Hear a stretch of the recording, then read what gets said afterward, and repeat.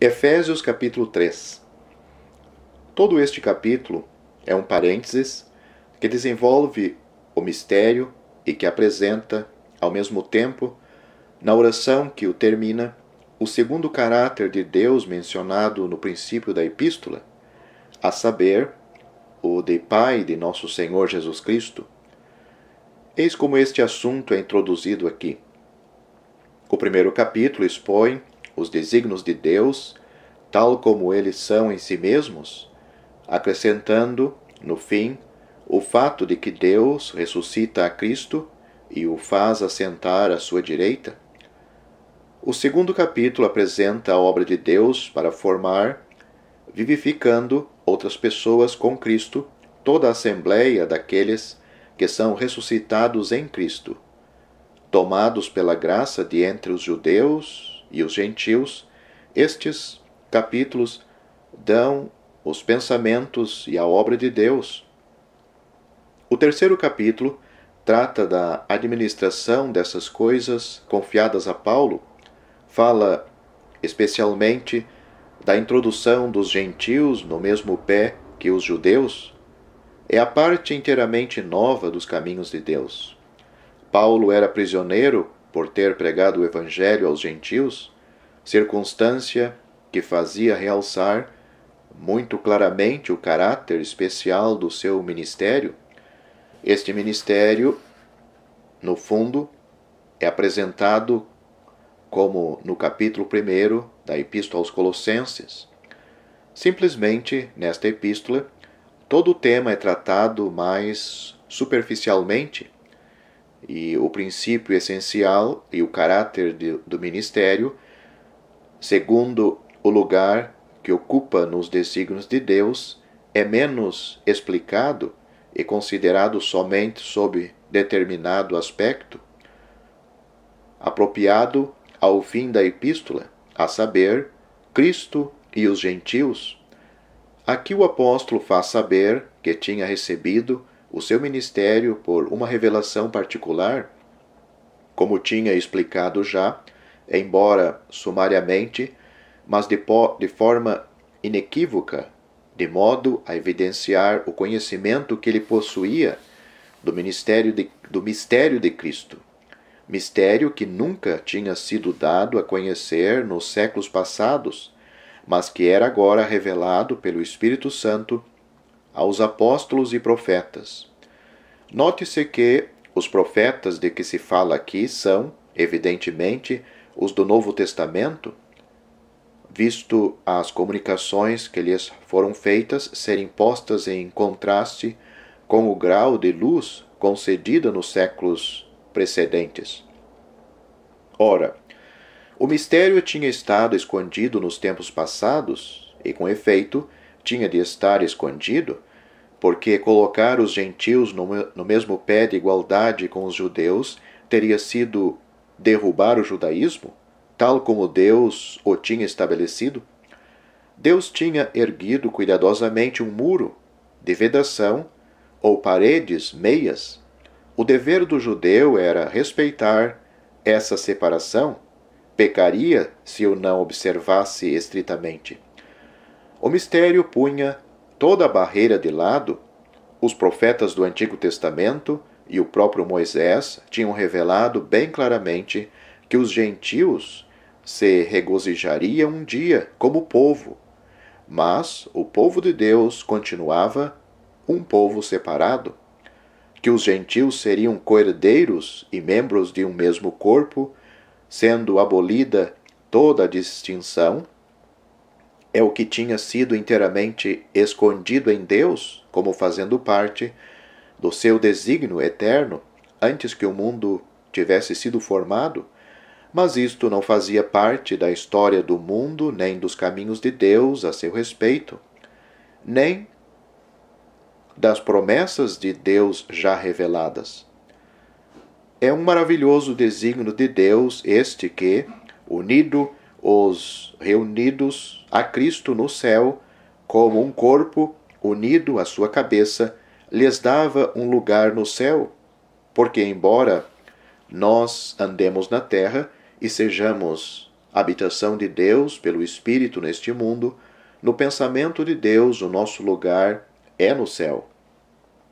No porvir os gentios serão benditos, mas Israel será um povo especial e separado. Na igreja perde-se toda a distinção terrestre. Somos todos um em Cristo, como ressuscitados com Ele. Por conseguinte, o Evangelho do apóstolo dirigia-se aos gentios para lhes anunciar estas boas novas, segundo o dom de Deus concedido a Paulo, pela operação do poder divino, para lhes proclamar não só um Messias de harmonia com as promessas feitas aos pais, um Cristo judeu, mas também um Cristo cujas riquezas eram insondáveis.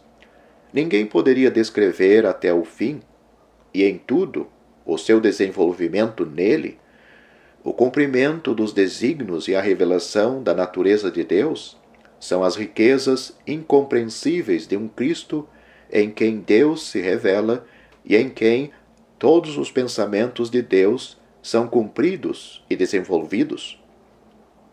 Os desígnios de Deus a respeito de um Cristo como cabeça do seu corpo, a Igreja, chefe e senhor sobre todas as coisas nos céus e na terra, de um Cristo, Deus manifestado em carne, sendo agora dados a conhecer e cumprindo-se enquanto se procedia a congregação dos coerdeiros num só corpo. Saulo, o inimigo figado de Jesus, proclamado como Messias, mesmo quando foi enviado do céu pelo Espírito Santo, Saulo, por conseguinte o pior dos homens, torna-se pela graça em Paulo um instrumento e a testemunha dessa graça para anunciar aos gentios essas incompreensíveis riquezas. Era a sua função apostólica no que concerne aos gentios. Mas havia outra função que consistia em esclarecer todos os homens acerca deste mistério que desde o princípio do mundo tinha estado escondido em Deus.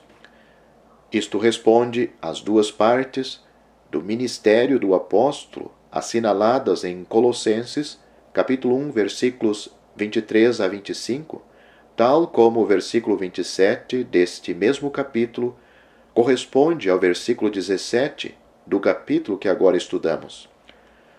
Deus, que criou todas as coisas, tinha esse pensamento, esse desígnio, ainda antes da criação, a fim de que, quando sujeitasse toda a criação ao seu Filho, feito homem e glorificado, o Filho tivesse na sua glória companheiros semelhantes a ele, membros do seu corpo espiritual, viventes na sua vida.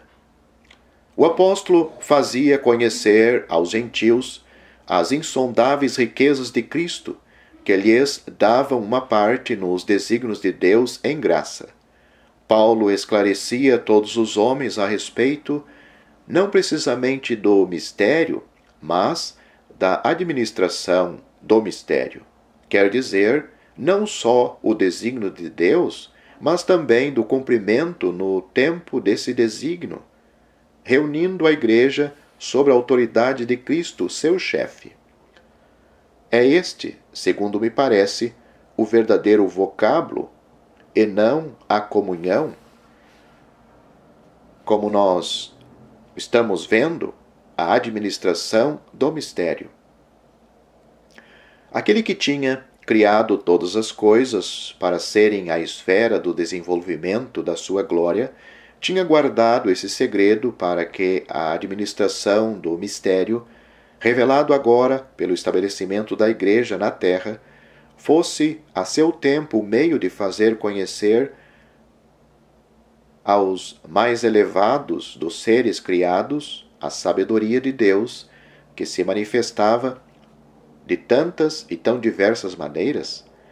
Eles tinham visto a criação surgir e expandir-se perante os seus olhos, tinham visto o governo de Deus, a sua providência, os seus juízos, a sua intervenção em bondade sobre a terra em Cristo, mas a sua intervenção, eis um gênero da sabedoria inteiramente nova, uma coisa fora do mundo, encerrada até então nos desígnios de Deus, escondida nele, de sorte que não havia nem promessa, nem profecia que lhe dissesse respeito, sendo objeto especial do seu desígnio eterno, ligado de uma maneira particular àquele que é o centro e a plenitude do mistério da piedade, tendo um lugar para ela em união com Cristo, e que, sendo manifestada inteiramente na terra e colocada com Cristo à cabeça da criação,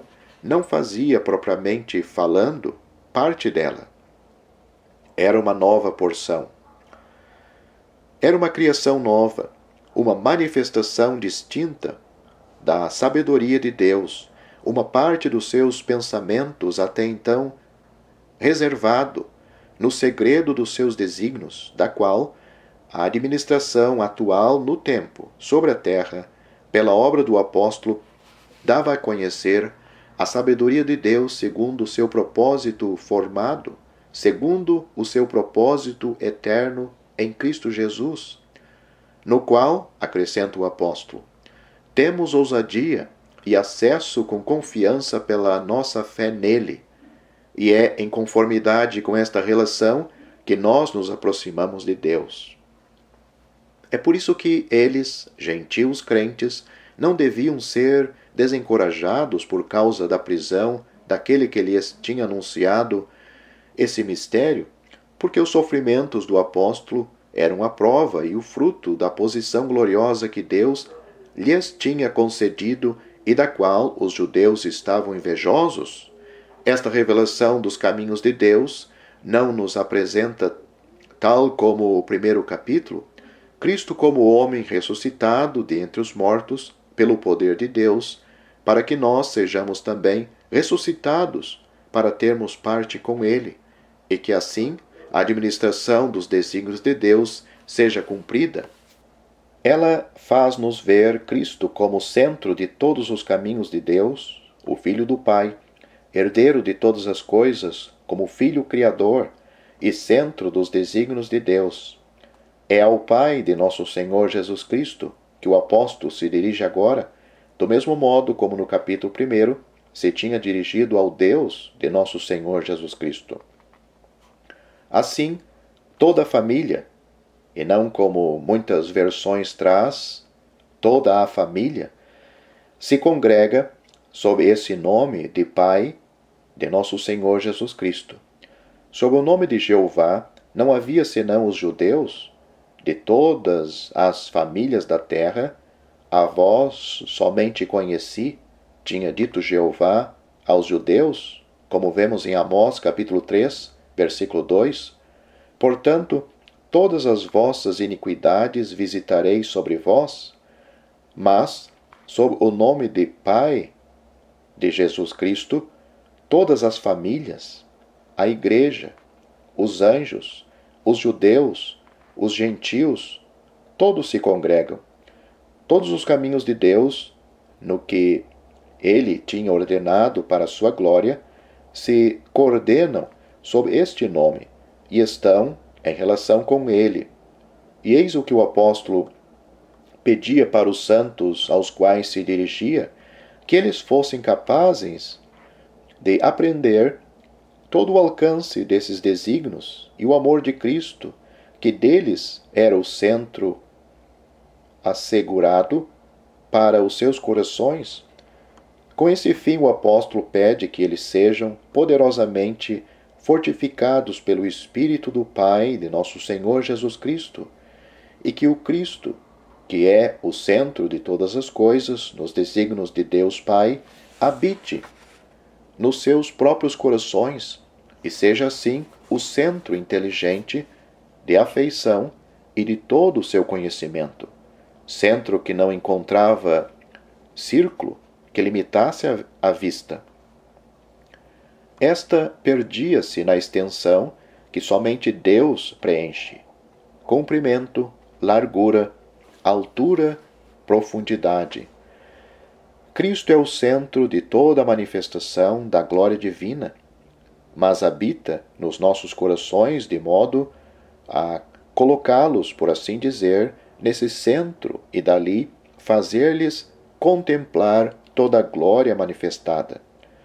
Poderíamos não compreender, mas o apóstolo leva-nos ao amor bem conhecido de Cristo, não, porém, como algo menos vasto, porque Ele é Deus e o seu amor ultrapassa todo o conhecimento, de modo que somos cheios de toda a plenitude de Deus. Mas este centro dava ao mesmo tempo aos santos um lugar assegurado, um apoio inabalável e bem conhecido no seu amor, que era tão infinito como a extensão desconhecida da glória de Deus no seu desenvolvimento em torno de si próprio. Para Cristo, diz o apóstolo, habite nos vossos corações. Versículo 17. Assim, aquele que enche tudo na sua glória, e da sua glória, enche ele mesmo o coração de um amor mais poderoso que toda a glória que ele é o centro, e é para nos dar a força que nos torna capazes, em paz e em amor, de contemplarmos tudo o que ele tem feito, a sabedoria dos seus caminhos e a glória universal de que ele é o centro. Repito, aquele que enche tudo, enche sobretudo os nossos corações.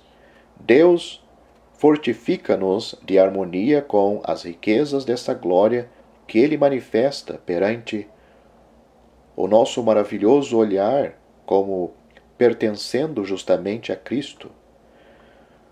Faze-o a fim de que Cristo habite em nós, com a mais terna afeição e seja a força do nosso coração.